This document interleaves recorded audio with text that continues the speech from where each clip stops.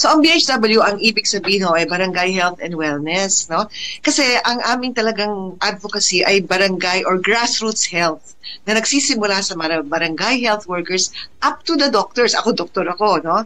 Specialista, nasa ospital. But ever since I was a student in UP, kasi I really appreciated the barangay health workers. That's why when I ran for the Senate ang isa sa mga unang nag-support sa akin sa 2022 was the BHW party list. Kasi alam mo nila na isa sa mga advocacy ko at parang commitment ko sa kanila is if I win as a senator, ipapasaho natin yung BHW Magna Carta for Barangay Health Workers.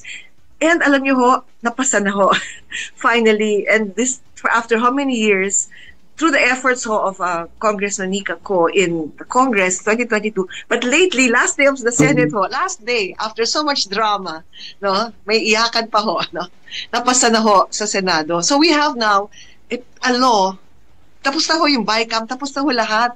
Hinihintay na lang yung mga signatures. So ito yung good news na pinapaalam natin sa lahat ng barangay health workers around the country. So that's one of our major advocacies, which I'm telling everybody na gawa na pero kailangan bantayan para talagang we will be able to implement it, because the BHWs, the barangay health workers, are essential members of our healthcare system. Kung mawala sila, magko-collapse. Pero marami ng taon na pabayaan. But Angeli, Father Joel, I think alam niyo, karamihan ng tao alam na isa sa mga advocacies ko na talagang I'm very passionate about is PhilHealth. PhilHealth reform, pantayan ng pondo, and makamit natin yung talagang full benefits, no?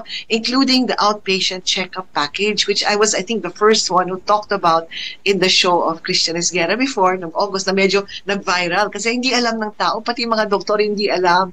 So now, I'm also going around the country teaching people about this, and these are our two main advocacies, no? So I can speak about these at length, pero marami pang iba, grassroots health, health workers, at PhilHealth po. Lahat yan konektado. Kasi isa sa mga complaints ng ating mga kababayan, pag pumupunta sila sa mga barangay, walang gamot. Yung gamot na kailangan nila is not there, no? So, yes, madalas, parang kawawa din parang sayang yung pagpunta. Anong pwede natin gawin? Actually, Angeli, that's one of the main problems that the Department of Health has not been able to solve for the longest time. Okay? One of the things I used to say sa senatorial campaign, yung supply chain management. You know, yung supply chain, kailangan, pag dumating ang gamot, may gamot, yung gamot na kailangan, at yung hindi mag-expire or expired na. Yun ang reklamo ng marami sa barangay level, sa rural health unit, no? You know, we have a lot of private sector partners who are going to help a lot, no? Meron silang database. Alam nila, bawat barangay, bawat city, bawat municipality, no? Ano na ang mga kailangan na gamot? Sino-sino ang mga kailangan nito? Anong pinaka-common na sakit? Kasi meron silang mga medical mission na high-tech na. Lahat may data. DOH can simply use this. Local governments can simply use this data. At kung seryoso sila, at babantayan mo natin ito, kailangan, yung mga gamot na yon, alam nila ilan ang kailangan, what quantity is needed. Okay? Because we have the database, may data bakit hindi nila ginagamit? Bakit ayaw nilang gamitin?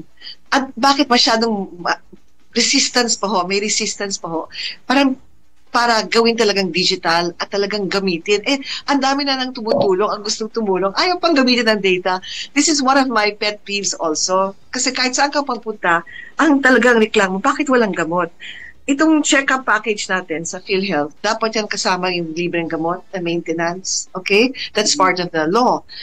Because the most important part of universal healthcare is preventive and promotive and primary para maiwasan ang paglala ng sakit. And you need tama ka Angelique, you need medicines doon sa barangay level. Kaya, so much reform has to be made. And it's doable. And maraming private sector ang meron ng data na pwedeng tulungan ng gobyerno para mas mapaganda ang serbisyo. Pero bakit hindi ginagamit? Wala, ine-etsapuera lang. So, gagamitin dapat natin ito. And this is one of the things I'm going to also look into and make sure, kasi grassroots health grassroots sa baba, no, sa barangay level, kasi doon nagsisimula lahat sa barangay. Para hindi na lumala ang sakit, para mangailangan pa ng ospital. Yun ang main goal ng universal healthcare. So, that's one of the things we have to do. And data, supply chain management. Okay? Dapat mayroong tumutok diyan. Ang dami na hong mga suggestions, pero resistant pa sila. So I think our lawmakers, and if given a chance, God willing, ay maupo ako, tututukan ko rin ho ito. Isa sa mga tututukan kasi this is important for grassroots health. Okay? Okay, thank you. Father, please. At sa akin, Doktora, tanong ko lang, Yes. anong pagkakaiba mo ninyo sa BHW, sa ibang mga party list na nagre-represent sa mga barangay? Kasi nga, Yeah, I don't know kung ilan pa, no? Pero kami talaga meron kami mga kinakatawan, no? Mga taong nire-represent na BHWs talaga. Okay? In fact, among our among our nominees, ang number 4 nominee is the president of the Confederation of BHWs in the country. 6 out of 10 are actually barangay health workers. So talagang health, no, BHWs. Kaya kahit saan kami magpunta, kung makita, if anybody wants to even follow our page, no, dinudumog kami ng mga barangay health workers. Kasi alam nila na ang party list namin ang talagang lumalaban para sa mga karapatan nila, sa benepisyo nila, para sa ganon ay mas mapaganda ang service. Some people can talk about barangay health, but who has actually done something? May nagawa na ba sila? Talagang naging champion ba sila ng mga barangay health workers?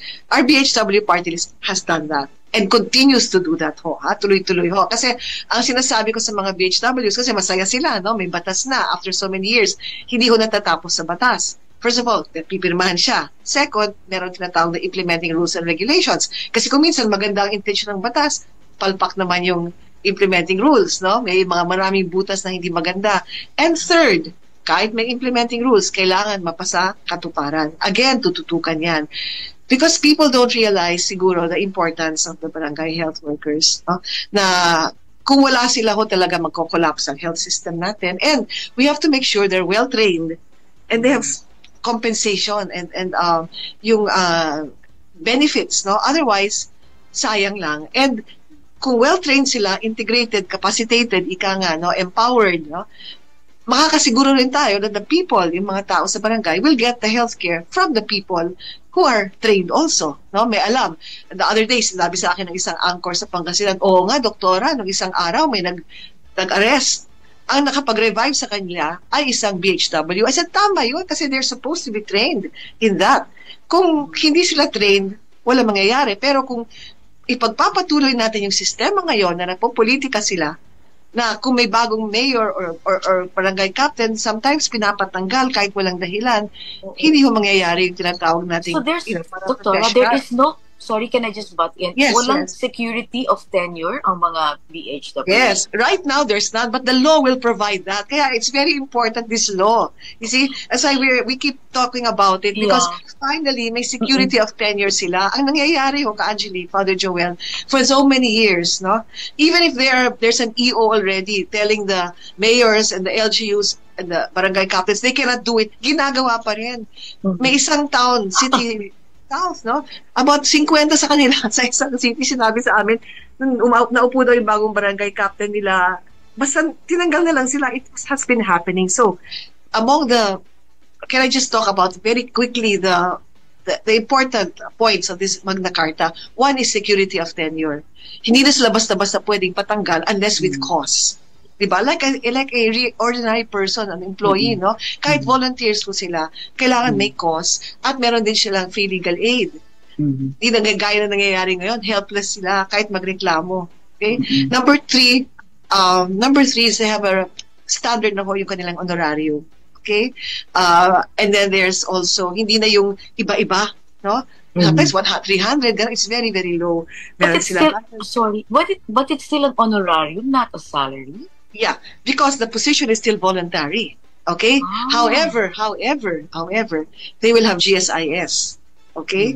They will have hazard pay, they will have transportation allowance, they'll have subsistence allowance.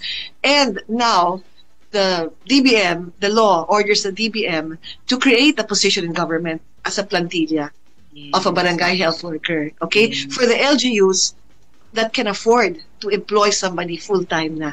because it's a position which we should have. So we can force everybody, but now magkakaplantilla na for BHWs, okay, in the new law. Okay. Yes. Kasi think about it, kung voluntary ka o volunteer, tapos you're getting like 300 pesos a day, diba? Parang ang hirap din nila. It's mahirap mabuhay. Talagang we will need something more and better for them. Otherwise, hindi sila mag-volunteer. No, actually, and it's surprising, you will realize the dedication of these people. They're mostly retired, mostly women. Mostly women, not really retired, but 40 and above. And mostly women, no? Mga teachers, mga nanay, mga lola, iba, no? Na gusto mag-volunteer, and they're very proud. Hindi 300 pesos a day, 300 pesos a month, kung minsan ang allowance, 800 pesos a month, talagang wala talaga. Tapos kuminsan, many times sila ang nag-aabono pa sa mga transportation nila kasi tumatakbo sila dito. During COVID, they were the ones doing the contact tracing. Wala silang PPE, marami sa kanila. My point is, they are the ground, they are the frontliners for all seasons. They have been neglected for so long. Kaya this Magna Carta is a historical act. Okay? It's very important. Okay. Just want to know, itong yung Magna Carta, sabi niyo, naipasa na ba talaga to? Or i-file ito? No, naipasa na. In fact, yung nag-BICAM na, yung enrolled bill, sabi ng iba na enroll na, it's just waiting for signatures to be transmitted to Malacanang. Kaya we're just waiting for that, okay? And medyo naiinip na kami, nagkukulit kami, kaya lang it's recess, and some people whose signatures ang kailangan ay nasa bakasyon. Kaya sabi namin, siguro, realistically, we were hoping sana before elections, masahin na ng presidente, no? Pero realistically, siguro right after elections, pagbalik na, wala nang recess, tututukan namin uli para masahin na talaga. At transmit talaga ang kailangan. Matransmit. Yes. Tapos ay, na ho. Dapat tutukan. Pero, but your party list has been, kumbaga, this has been how many years na po? For how many? Incumbent na ho siya. She's, the incumbent is only one person, just one seat, no? And that's why they asked me to join them, knowing my advocacy was similar. Plus PhilHealth. Ang addition ko din PhilHealth, no? Twice na ho siya. This is second term na ho. This will be the third term. So it's incumbent. No? And, but it is one of the, alam nyo naman, I mean, we have to be honest, many of the party lists really don't represent anything. We know that, no? It's basically an extension of politicians, okay? Or you ask them, it's like motherhood statements. Kalusugan, ganyan. Pero anong gagawin ninyo? Anong nagawa ninyo? Wala naman silang masabi, no?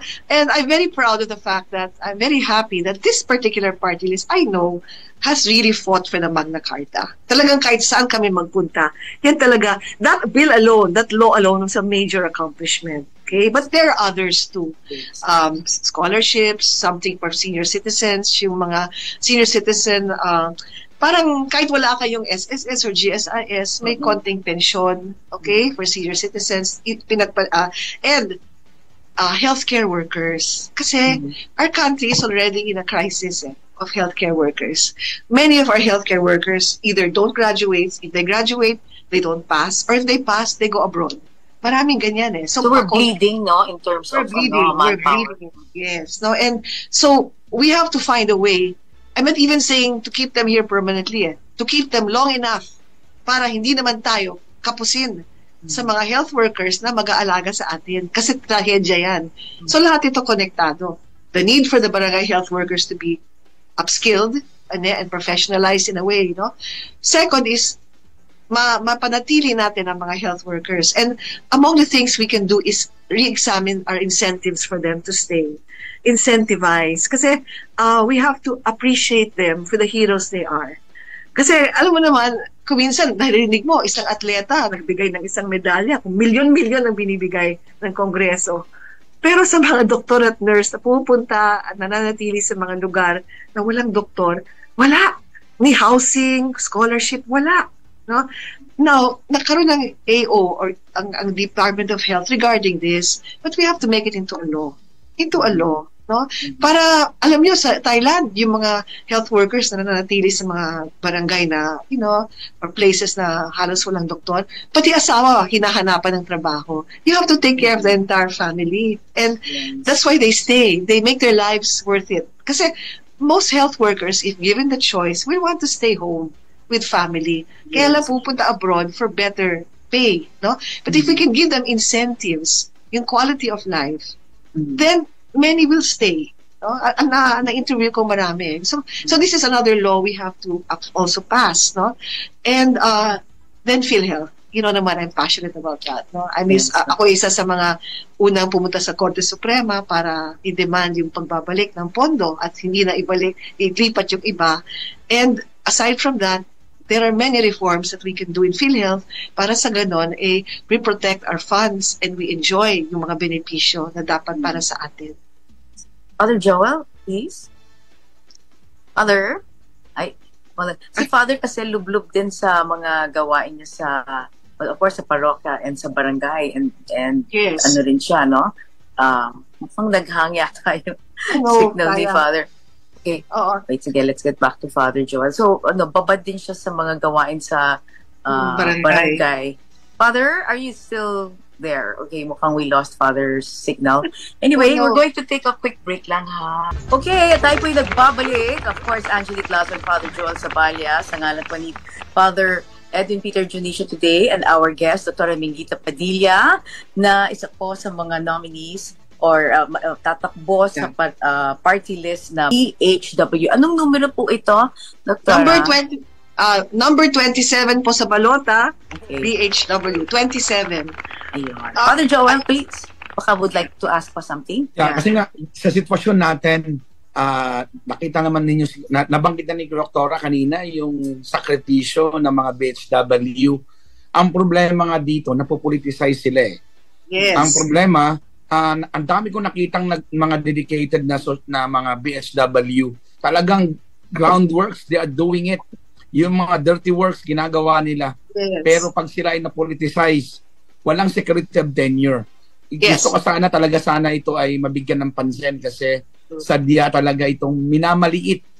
Pero akala nila maliit, ang laki ng epekto at Yes, contribution ng mga PHW. Actually, Father, I think nawala kayo sa air, no? But I explained to Angelique na ang kagandahan nitong batas na napirmahan, natapos na ho, just waiting for the signatures for transmittal na ho ang batas na to na Magna Carta. Kasama ho dito ang security of tenure ng mga barangay health workers, no? Para hindi na sila maaaring ipoliticize. Kasi, alam mo, tinatakot pa sila even now, with this election, tinatakot sila ng mga ibang mayor na, oy, kung hindi nyo ipanalo yung party list ng aming governor, papatalsik ko kayo. Ganon ho kagrabe, no? But this Magna Carta for BHWs, which has already been signed. Tapos na ho yung BICAM, hinihintay lang namin ang matransmit sa Malacanang para pirmahan ng Presidente. And in fairness naman to the President, he declared it as urgent. Naleda ko ito. Okay? So, sa tama ho kayo, Father, na po politika sila. And this one will protect them. Kasi isa sa mga provision nitong Magna Carta ay security of tenure. Hindi na mapapatalsik ang isang BHW unless may dahilan for cause. The same standards ng Department of Health at DILG nakalagay doon. At meron din silang free legal aid. Okay? So, we're protecting them. As you said, Father, napakahalaga nila. It's there is a study of the Ateneo School of Government, no, about the lived experiences ng mga barangay health worker, at ang isa sa mga conclusion ay they are essential but neglected. Okay? Napakahalaga pero napabayaan. At number 2, kung isang araw mag-decide daw sila mag-strike, ay babagsak daw yung ating health system. Sa dami nila at sa kahalagahan ng kanilang ginagawa, no? Pati pag even monitoring, di ba? Blood pressure, they go around, pati yung mga midwives natin, nurses, they know, ginagamit din nila mga BHW. So, they're like the Carabaos, no? That they were never really given that much importance. So, this Magna Carta ay bibigyan sila ng importansya na kailangan talaga ibigay. Meron ding BHW Day every April 7 to recognize their sacrifice and yung serbisyo sa bayan. So, sana talaga, nainip na nga kami na matransmit. Yun na lang, kasi maraming nasa recess daw, nagbabakasyon na kailangan pumirma para matransmit sa Malacanang. But we don't need the new Congress to convene para lang sila pumirma. No more. Finished. It's done. It's done. So, hindi na kailangan i-refile. Tapos na ho, na-enroll na ho. Tapos na ho yung BICAM. Nakita ko na ho yung RA except wala pang number. Okay? Kasi it's just waiting for signatures na lang ho. Na-sign na yata yung nila Speaker at ng Senate President yung actual enrolled bill. But there are other signatures daw necessary para may transmit sa Malacanang. So, yun ang tututukan namin right after election. Even before dapat may penalty yung mga nagdi-delay. Oo nga eh. Kasi nakabitin yung buong nakakainis eh. Actually, nainis rin kami kasi we always tell them, oh, good news. Tapos na. Tapos, nasaan na? Tapos, we keep following up Sa totoo lang, I follow up in the Senate. The Chief of Staff follows up sa House. We're following up, no? And then, nasaan na? O, nasaan na? Ay, parang gano'n. Ay, nagbabakasyon pa yung isa. So, it's frustrating, no? Pero, it's just a matter of being a little bit more patient, and hopefully the Lord will enlighten the people who are delaying, no? Para talagang, kasi ano na ito if you're a pogi points dito sa gobyerno, kung isipin mo, I mean, they should realize this is like our supporting breast milk, because our BHWs are really loved by the people and they see the work that they do. Yes. So, speaking of breast milk, so kasama rin yan, meron bang mandate din na dapat nila i-push on breast milk sa barangay level? Breastfeeding, of course, it's always part of the advocacy. Pati nutrition, alam nyo, may mga barangay nutrition scholars tayo. We have to also address their needs eventually, no? Pero, yung malnutrition is among the causes also of stunting. And this is also a cause kung bakit yung mga estudyante natin, di ba ang sama ng performance sa eskwela?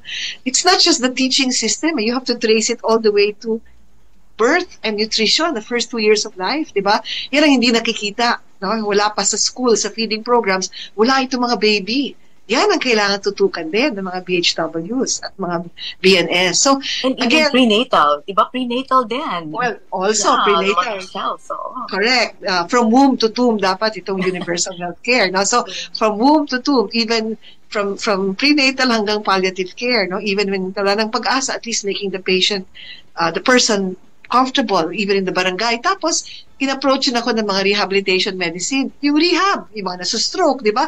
Pag wala silang pera for rehab sa ospital, sino magre-rehab sa kanila? Sa baryo. Kailangan nila mag-rehab. So, the BHWs can also help in this regard. So, it's such a nice thing to think about kung magawa natin. But there has to be Yes, sorry. Naisip ko lang, what about health, mental health or mental wellness? Because that's also part of a problem now, no? Yes, that's also mental health is a major problem even among the young, especially among students.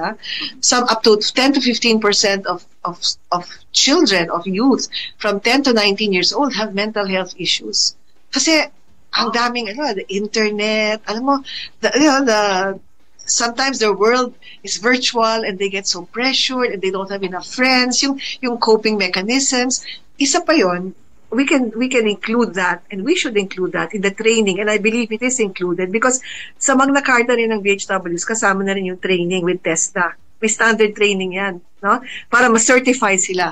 Kasi kung ma-certify sila, mas mataas pa ang honorarium. So it's and then they have to have regular refresher courses. Talagang seryoso tayo, no? Na barangay health worker talaga sila. So may pride sila of work, no? Na, hey, trained ako, certified ako. No, I can take care of you.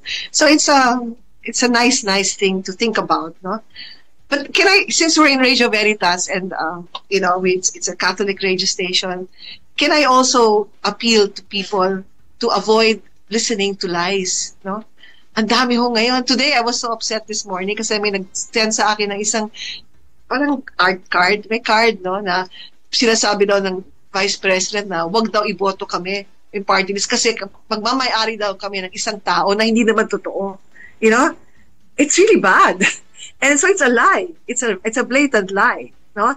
In an art card. So I said, did the person who did this realize that they're putting words into the mouth of the Vice President who might not even know she's being used to destroy a party list because we are supposedly owned by a person who does not own us naman. And I said, how can you say this when a nominee of the party list has gone to the Supreme Court to actually fight the budget that this person actually propagated. No? So it doesn't make. So I said the truth has to counter the lie. No, but people sometimes just follow kasi galit sila, ganyan. No, so parang we have to really pray. I saw sumainyo ang katotohanan. Talagang sumainyo ang katotohanan, no? Discernment. So when I saw that, I said, grabe naman itong mga kasinungalingan na to, no? It's really bad. So these are people who don't want good people siguro to sit, or people like me who will guard the budget, no? But we have to take it. That's part of the warfare. It's just very sad na lies talaga. Lies ang pinapakalat. So let's be discerning talaga. Let's pray for guidance so that we will see the truth, no, about these things. Mm-hmm. Were you able to go around? Nakaikot ba kayo sa mga probinsya? Yes. From Isabela to Surigao. Ako, ha? Marami. Tapos ang kagandahan ng party list is marami kami. So, kanya-kanyang ikot yon, no? If I'm here, kaya kahapon nasa Pangasinan ako, iba naman nasa Palawan, you know, magma-motorcade kami sa Tarlac, sa Concepcion Tarlac sa Sabado. Yung first nominee ay nasa Iloilo. Iba-iba kami. So, we're just working together, and I know the barangay health workers are really rooting for us, no? Huwag sana silang pigilan na bumoto according to their conscience also. Huwag silang takutin, no? Please, yung mga LGUs, don't naman harass your BHWs. Kawawa talaga sila, no? And huwag niyong tatakutin. And alam mo, Angelique, Father Joel, yung pagtakbo sa party list, it's a mixture of advocacy and politics, no? At it's local eh. Nakikita nyo talaga yung takbo ng local politics. Kaya alam namin yung mga the good and the bad and the ugly of local politics talaga. At ang ibang lugar pa nga, very dangerous. Very dangerous, no? Nagpapatayan and everything. So talagang you really see the need for prayer. Talagang you really see the need for prayer. And I'm also, one more thing, before you say anything, kasi baka makalimutan ko. Yung aming parish, yung San Antonio Parish, is going to have a special blessing for candidates in all the masses this weekend. Saturday at yung Sunday. So, maganda yun. Sana lahat ng parish ay mag-blessing rin sa mga kandidato para maybe baka sakaling may mag-iba pa sa takbo. Yes, sana nga. Blessing for all. If we will blessing for all. Remember Pope Francis, our late Pope Francis, di ba, sabi niya, blessing is not reserved for only the good, but all for all. Kasi the more you need it nga if you're not in the right path, diba? So all the Correct. That's why sana ma-bless lahat kasi baka sakali, diba? We will all be enlightened, diba? Even the candidates, such as the voters. Pati COMELEC, lahat. Pati watchers, lahat, no? Sana, because this midterm election is very important, eh. It's we're going through a very important crossroads, no? And you can feel it talaga, yung toxicity, yung desperation ng iba, yung anger, yung grabe, no? So we have to all sana realize that we're doing this for our country. Okay. So Father Joel, anything else? Okay na po. Okay na po. Ayan. Okay. And so with that, we'd like to say thank you so much for spending this last 45 minutes with us, no? And hanggang sa muli, we wish you well. Sana the next time we talk to you, we will call you Congresswoman. Can I just say, again, remind the people, Barangay BHW Party List, number 27 sa Balota, yung talagang nag-aalaga sa kalusugan ng bayan mula barangay pataas at sa karapatan ninyo sa PhilHealth. Aalagaan kayo, ipaglalaban kayo. Thank you very much. Thank you very much and all the best. Dr. Mingita Padilla ng BHW Party List. Okay?